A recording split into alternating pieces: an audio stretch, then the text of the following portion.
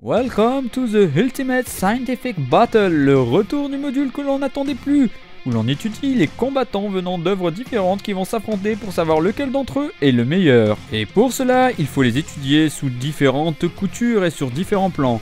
Et ça prend du temps et les résultats peuvent être très différents de ce que le grand public pense. Je suis ici pour donner des estimations via mes connaissances scientifiques et ma passion de la pop culture. Bienvenue donc au nouveau, et pour les habitués, vous savez déjà la chanson, alors c'est parti pour le versus générique.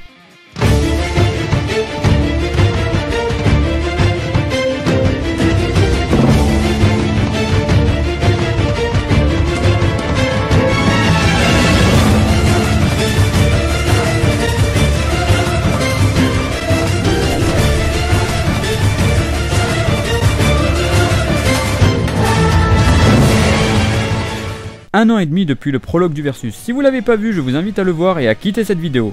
Lien dans la description. Souvenez-vous, lors de ce premier combat, nos héros n'étaient pas à fond et le combat a eu un résultat qui n'a pas plu à la communauté manga. En effet, Goku a fini 3ème, Saitama 2nd et Superman 1er. Et là, on a les fanatiques de Goku qui ont mal réagi alors que bizarrement, les fans de Saitama et Superman ont mieux réagi. Alors je vais brièvement vous expliquer le raisonnement que j'ai eu. Lors de ce prologue, je me suis dit si ces personnages se rencontraient pour la première fois, on aurait eu un résultat de ce genre car Goku joue avec ses adversaires que vous le vouliez ou non. Si tu as un minimum de connaissances, tu as déjà dû voir Fukatsu no Eve qui est un des plus gros défauts de Goku, où on nous montre un Golden Frieza qui affronte Goku et Vegeta qui pète un câble et qui vient affronter Goku parce qu'il en a marre que Goku joue avec Golden Frieza. Après, au niveau de Saitama, il est tellement habitué à vaincre ses adversaires que la surprise pourrait facilement le déstabiliser et que Superman lui a l'habitude de ce genre de situation, donc il peut facilement arriver à cette place de notre classement. Mais bon, ça c'était avant. Maintenant, les cartes vont être redistribuées. Après ce versus, il y a eu plusieurs vidéos qui sont arrivées avec la vraie puissance de Sangoku, selon moi, la vraie puissance de Saitama et la vraie puissance de Superman. Et oups, bon celle-là sortira plus tard, mais bon, manque de temps. Mais ne vous inquiétez pas, vous aurez toutes les infos sur la puissance de Superman ici. Maintenant que le décor est planté, nous pouvons enfin commencer. Alors tout d'abord, nous commençons par Son Goku. Et si ma prononciation ne te plaît guère, je ne suis pas japonais, donc tu te calmes tout de suite. Si on se remémore ses qualités et ses exploits, on sait que c'est un guerrier au cœur pur, tellement pur qu'il n'a jamais embrassé sa femme Chichi. Oui, et cet homme a 2 enfants. Théorie du viol de Goku dans son sommeil ou l'hypnose enclenchée. Blague à part, c'est un génie du combat qui a une augmentation de sa force par des ennemis plus puissants que lui. Akira Toriyama l'a écrit comme ça, Goku perd, il s'entraîne et revient et bam, son ennemi est en PLS. Plus son ennemi est puissant, plus Goku va monter en puissance pour atteindre son niveau. Il maîtrise le déplacement instantané qui lui permet, en sentant le ki de son adversaire ou d'une personne, de pouvoir aller défaire des milliards de kilomètres en 1 seconde.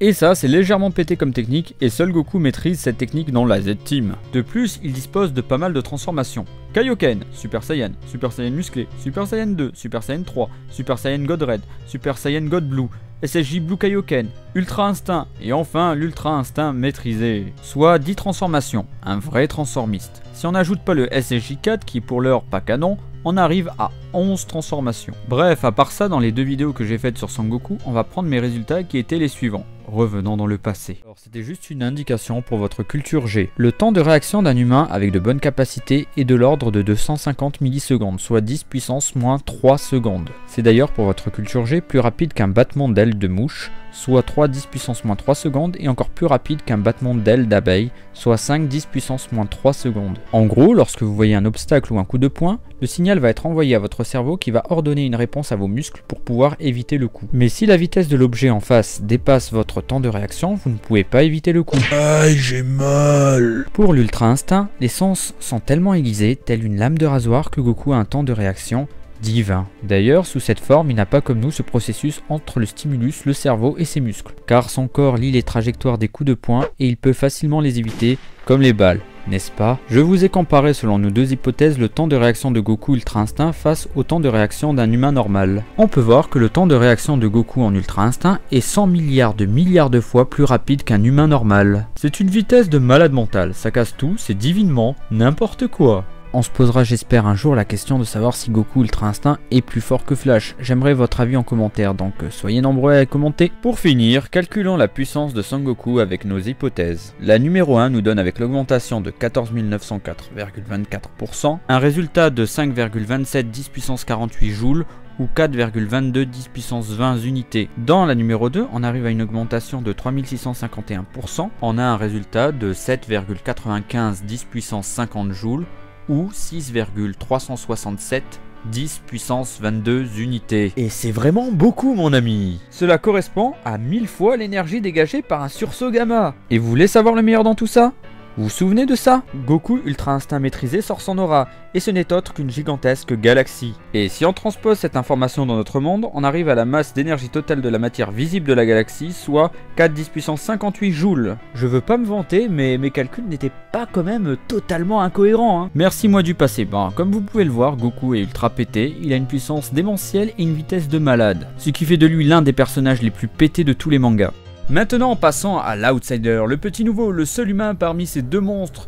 Oui, je veux bien sûr parler de Saitama. Saitama est une satire des super-héros modernes. Un mec lambda sans trop de charisme, après un entraînement, humain normal, arrive à avoir une puissance fortement destructrice et il devient le One Punch Man, un personnage frustré par autant de puissance et ne trouvant aucun adversaire dans son monde qui aurait son niveau. Ce personnage reste mystérieux car sa vraie puissance demeure un grand mystère. On a peu d'indices, on sait qu'il a le niveau minimum d'un Saiyan comme Goku lorsque Vegeta a voulu détruire la Terre avec son canon Garrick, mais il reste de grands mystères sur ce personnage. J'ai tout de même voulu tenter de trouver une estimation et essayer de me rapprocher du délire de One et de Murata. La vidéo sur sa vraie puissance nous donne un indice et une approximation. Voici sa puissance calculée. Donc sa force équivaudrait à autant de ces galaxies. C'est un truc de malade. Et pour finir, après de longs calculs, les astrophysiciens ont calculé la masse énergétique totale théorique de l'univers. Bien entendu, on parle de l'univers visible et connu, soit 2 10 puissance 59 joules, soit l'énergie d'un univers qui correspond à 2 10 puissance 59 joules. Si on reprend les 5,376 10 puissance 75 joules, on obtient 2,688 10 puissance 16 univers. Ok, Saitama 100% pourrait détruire un univers entier, voire le multivers, et son champ d'action toucherait 2,22 10 puissance 42 années-lumière, soit la taille de 2,38 10 puissance 31 univers. Donc Saitama possède le point de Dieu, et donc s'il utilise 100% de sa puissance, il détruit l'univers, le multivers, et il détruit la réalité, l'espace et le temps, et il se détruit lui-même. Donc par conséquent, il a le point de Dieu, le point définitif, le point qui détruit tout, qui crée tout, le point du Big Bang. Néanmoins, à prendre avec des pincettes, même si l'opening 2 qui a été validé par les créateurs de One Punch Man nous donne un sacré clin d'œil, on voit Saitama taper dans des monstres pour atteindre une galaxie ou l'univers. Et puis One Punch Man, l'homme a un coup de poing, donc ça serait stylé. Pour le reste, au niveau intellect, il est moyen, et je doute qu'il connaisse un seul mouvement d'arts martiaux. Mais bon, si sa puissance à 100% est celle que j'ai calculée, il a vraiment pas besoin de faire des arts martiaux, ça serait complètement inutile pour lui. Personnellement, je trouve qu'un personnage aussi simple d'esprit, mais possédant ce genre de puissance, est rempli de charme. Alors petite parenthèse avant de commencer la partie sur Superman, le chef Otaku l'année dernière a sorti le versus Goku versus Superman, façon logique, et qui était un gros troll, car il a été publié dans les environs du 1er avril. Et malheureusement, il n'en a pas fallu plus pour que les Gokuistes se jettent dessus et clament la sainte parole, tout en ignorant que c'était du fake, de la fake news. Mais le chef a posté ça pour rigoler.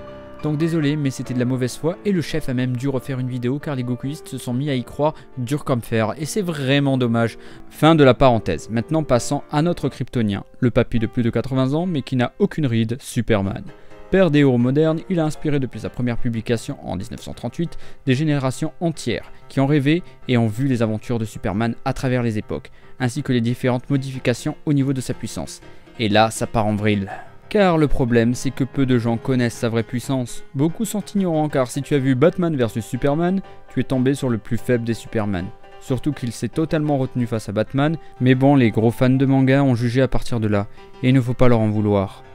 Mise à jour du futur, alors je devais faire une vidéo sur la vraie puissance de Superman, mais avec tous les soucis que j'ai eu sur la chaîne, j'ai décidé d'annuler cette vidéo, mais vous avez un résumé où il y a tout dedans quoi, donc ça sera bien englobé, donc je vous promets que vous allez avoir tout ce qu'il faut. Il y a donc plusieurs exploits de la part de Superman. Lors du Silver Age, il a éternué et a détruit un système solaire. Il a tiré des dizaines de planètes au KLM, ce qui équivaut à 5,972 10 puissance 25 kg. C'est 5972 suivi de 22 zéros, donc c'est très lourd.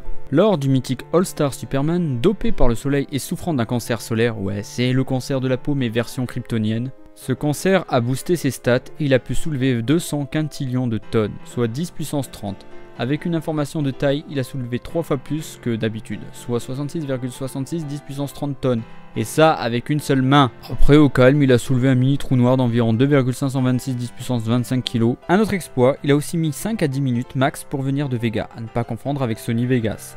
C'est une étoile de la constellation de la Lyre à 25,05 années-lumière de la Terre, soit 2,379 10 puissance 14 km, et ça en 5 minutes, soit 7,93 10 puissance 11 km par seconde. Il a aussi résisté à l'explosion de 50 supernovae, soit 20 milliards de Tsar Bomba, qui est la bombe la plus puissante à ce jour, soit 2 10 puissance 28.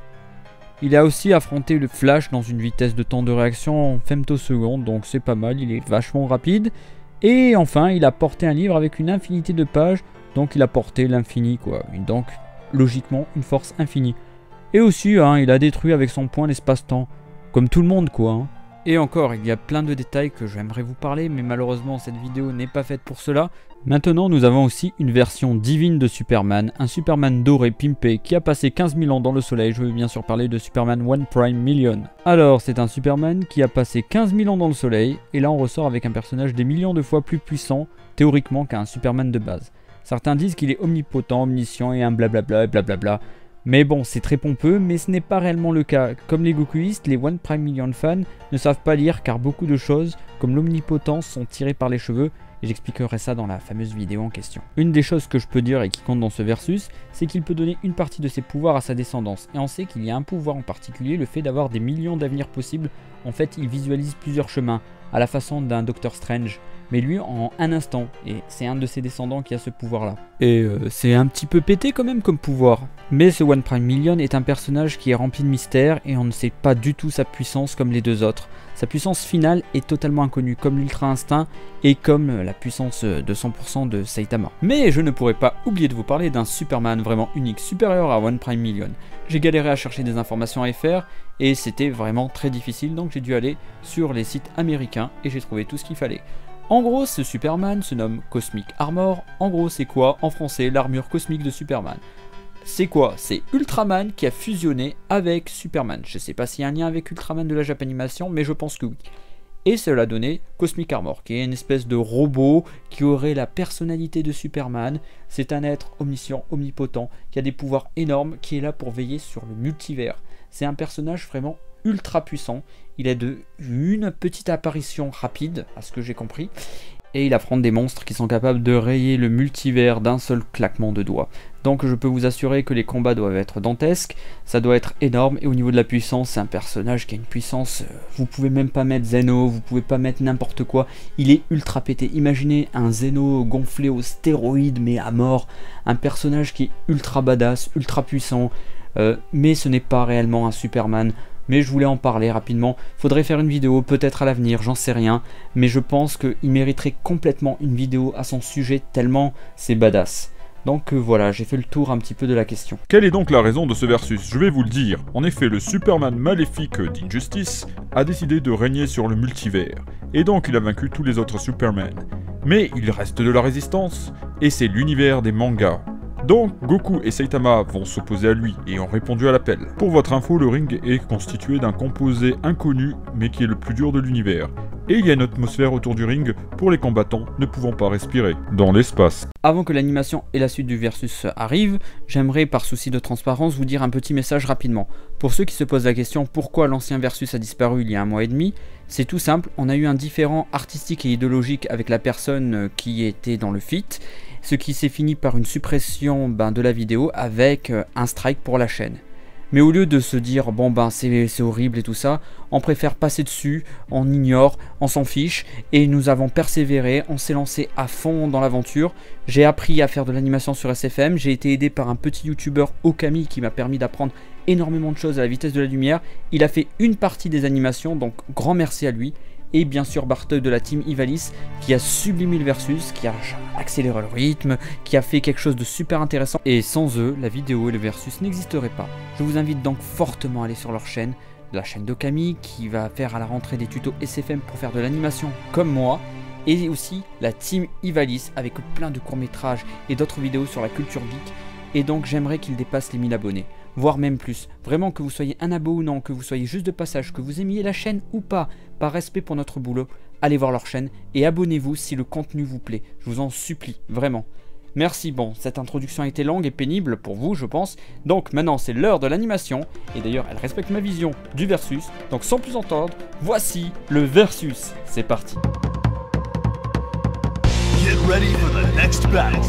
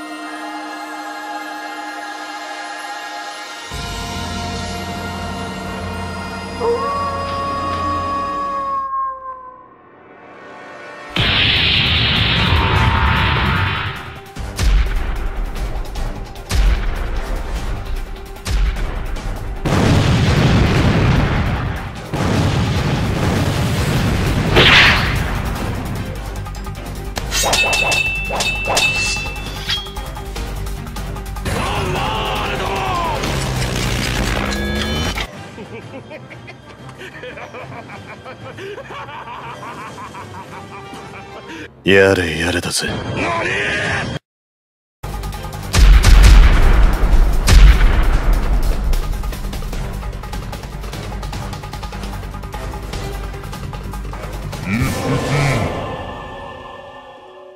Nous sommes avons décidé de vous juger. Vous avez commis de nombreux crimes.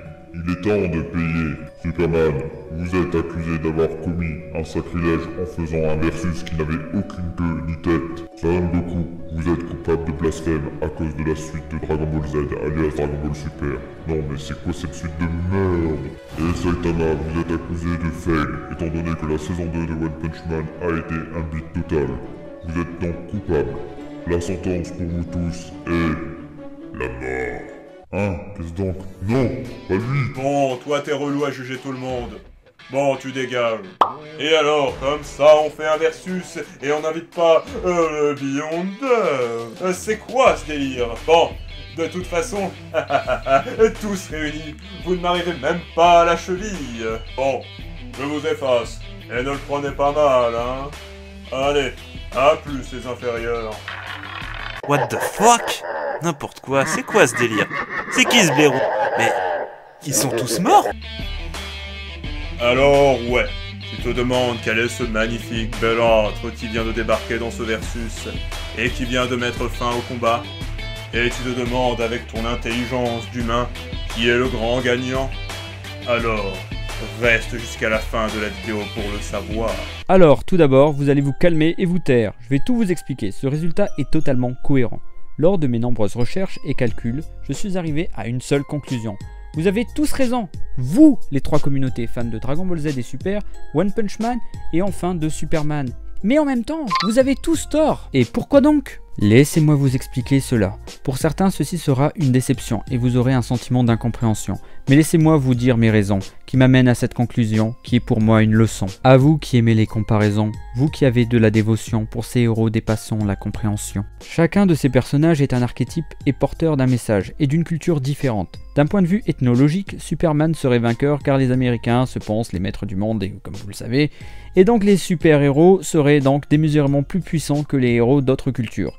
A l'inverse, l'esprit japonais qui lui est plus dans la croyance du travail et de la persévérance, un acharnement à dépasser ses limites, tel Sangoku, mais aussi il peut être une satire et une remise en question, car ces personnages aux puissances démesurées ont dépassé l'imagination du grand public, et c'en est même devenu grotesque. C'est ainsi qu'à la lisière des deux mondes, Saitama est venu au monde, prouvant qu'un random humain peut aussi mettre à genoux les plus grands. D'un point de vue scientifique, si ces personnages s'affrontaient dans notre monde, ils ne pourraient même pas atteindre les 100% de la vitesse de la lumière, seulement 97%. D'un point de vue scientifique, à une telle vitesse, les dégâts seraient cataclysmiques pour la planète et pour nous, donc on serait mort bien avant d'avoir vu le résultat, et nos trois héros, s'annihileraient totalement, donc ça serait un match nul. Après, il y a aussi autre chose qui compte, c'est l'univers, c'est aussi les bases, les données qu'on va utiliser pour faire un versus. Si on va dans l'univers de Superman, selon les histoires et les époques, sa puissance va totalement varier, jonglant avec une puissance standard à une puissance divine. Et Saitama et Goku seraient en face d'un dieu tout puissant et ils seraient totalement faibles, tels des enfants face à un titan. Ici on parle d'un dieu cherchant sa place au sein de son univers. Par ailleurs, dans l'univers de Goku, on a aussi un alien qui lui aussi a une histoire avec ses origines très similaires à celle de Superman. Ce personnage avec de multiples entraînements va augmenter sa puissance d'une façon exponentielle tout en ayant un schéma narratif connu. Il affronte un adversaire plus fort que lui qui lui donne une raclée, Goku perd, il s'entraîne ou autre, il a un power-up et il met à genoux son adversaire. Et qu'on ose me dire le contraire. Donc face à Superman et Saitama, il serait vaincu au premier round, comme je l'avais mis dans mon premier versus. Mais après plusieurs contacts avec eux,